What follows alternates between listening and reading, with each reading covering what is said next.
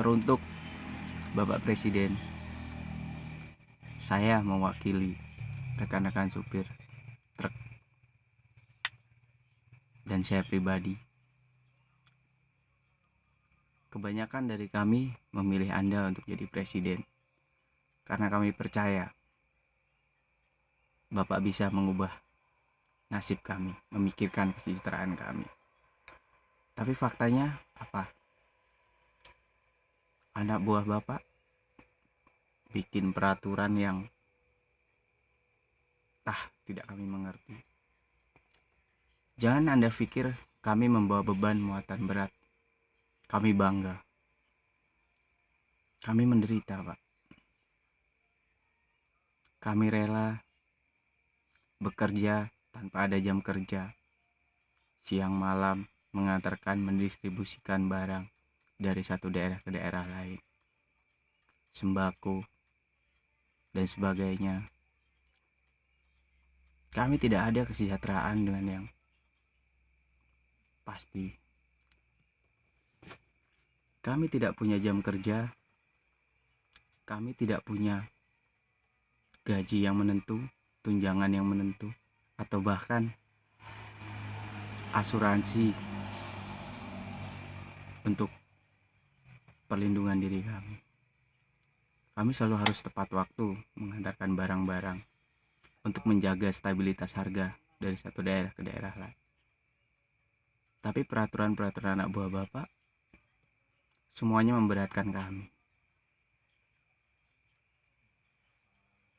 Pajak dinaikkan, kami terima. Harga-harga semua dinaikkan, kami terima. Tapi apa Bapak memikirkan kesejahteraan kami? Apa ada undang-undang yang jelas di situ mengatur kesejahteraan pengemudi truk Indonesia seperti di negara-negara berkembang lainnya? Di Indonesia, supir truk hanya jadi bahan pemerasan di jalan, baik oleh oknum preman ataupun oknum-oknum aparat-aparat yang berseragam. Tolong difikirkan, Pak. Gaji kami tergantung dari muatan kami. Sedangkan kadang kami harus mengantri berminggu-minggu, tidak jumpa dengan keluarga, tidak tahu perkembangan anak kami di rumah seperti apa. Tapi setiap selalu peraturan yang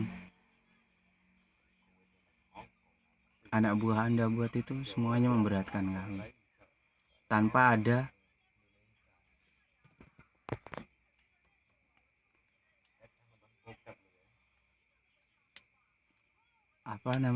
tanpa ada kami diajak diskusi atau bagaimana mencari jalan keluarnya. Selalu keputusan sepihak, dan mau tak mau kami harus terima. Tolong didengar Pak Presiden, ajak kami diskusi mencari jalan keluar. Jangan selalu memberatkan kami para pengemudi truk. Kami tidak bisa berbuat apa-apa, Pak. Terima kasih.